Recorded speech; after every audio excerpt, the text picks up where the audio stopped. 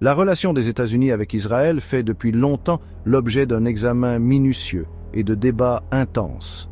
Au cœur de cette dynamique se trouve l'influence exercée par le lobby pro-Israël, un réseau d'individus et d'organisations cherchant à façonner la politique étrangère américaine en faveur d'Israël.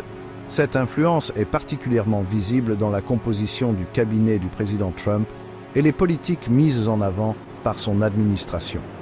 La nomination de personnalités clés comme Mike Huckabee au poste d'ambassadeur en Israël et d'Elise Stefanik comme ambassadrice à l'ONU, tous deux connus pour leur position pro-israélienne ferme, a soulevé des inquiétudes quant à l'influence excessive de ce lobby sur la politique étrangère américaine. Cet essai explore la relation complexe entre le lobby pro-Israël, l'administration Trump et ses implications pour l'avenir des relations américano-israéliennes. Il examine le poids financier des groupes pro-israéliens, leur impact sur les décisions politiques et la suppression potentielle des opinions dissidentes concernant Israël.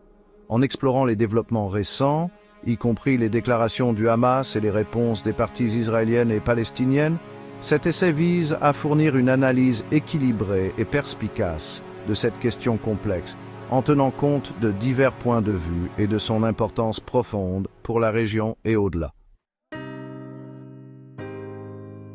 L'inclinaison pro-israélienne de l'administration Trump est indéniable, avec des nominations clés signalant un virage vers une position plus dure sur le conflit israélo-palestinien.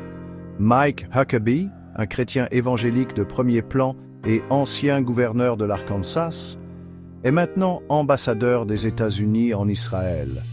La nomination d'Huckabee a été accueillie avec enthousiasme par les dirigeants israéliens et les groupes pro-israéliens aux États-Unis, reflétant son soutien indéfectible à la souveraineté israélienne en Cisjordanie et son opposition à un État palestinien. Elise Stefanik, une étoile montante du Parti républicain, assume le rôle d'ambassadrice à l'ONU, apportant avec elle un historique de soutien ferme à Israël et un bilan préoccupant en matière de liberté d'expression concernant le conflit israélo-palestinien. Stefanik a constamment cherché à limiter les critiques d'Israël, soulevant des inquiétudes quant à la suppression potentielle des voix dissidentes au sein des Nations Unies et au-delà.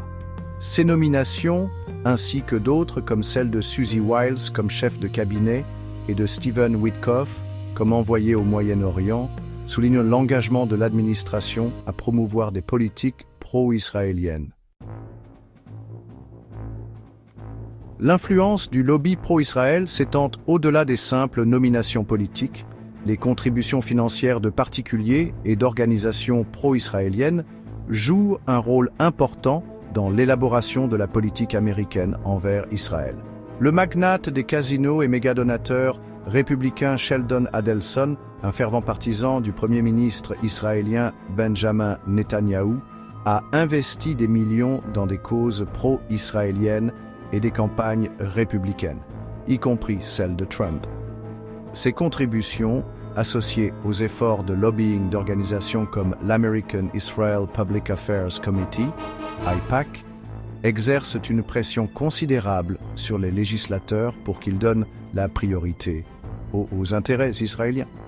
La confluence des influences financières et politiques a conduit à une situation où la politique étrangère américaine s'aligne souvent davantage sur les intérêts d'Israël que sur ses propres objectifs stratégiques ou ceux de ses autres alliés.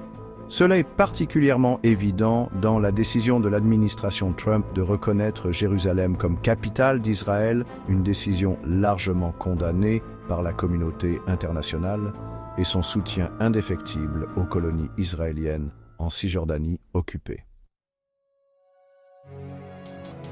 Section 4. Une politique étrangère transformée, l'étreinte inconditionnelle d'Israël.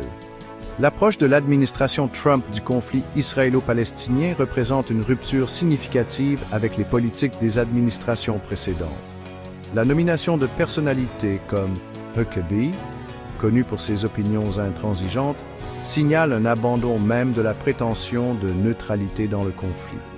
La décision de Trump de couper le financement de l'Office de secours et de travaux des Nations Unies pour les réfugiés de Palestine dans le Proche-Orient, UNRWA, une bouée de sauvetage pour des millions de réfugiés palestiniens, souligne encore ce changement. Cette étreinte inconditionnelle d'Israël, quelles que soient pour ses actions, a encouragé le gouvernement israélien à poursuivre des politiques qui enracinent davantage l'occupation et sapent les perspectives d'une solution à deux États.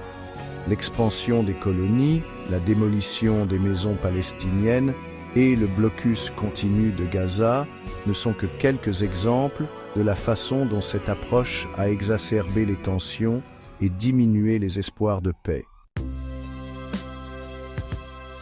Section 5. Faire taire la dissidence. L'érosion de la liberté d'expression sur Israël.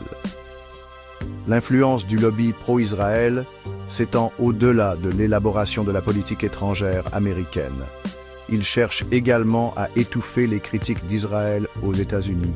Cela est particulièrement évident dans la pression exercée en faveur d'une législation qui assimile la critique d'Israël à de l'antisémitisme, faisant ainsi taire le débat légitime sur les politiques israéliennes. Ces efforts, souvent menés par des organisations comme l'AIPAC et l'Anti-Defamation League, ont créé un climat de peur et d'intimidation sur les campus universitaires et au sein de la société en général. La suppression de la dissidence est particulièrement préoccupante compte tenu du mouvement croissant pour les droits des Palestiniens aux États-Unis, en particulier parmi les jeunes.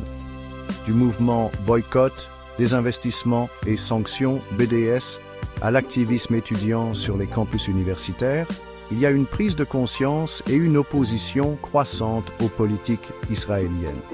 Les efforts du lobby pro-Israël pour faire taire ces voix représentent une menace directe pour la liberté d'expression et la liberté académique.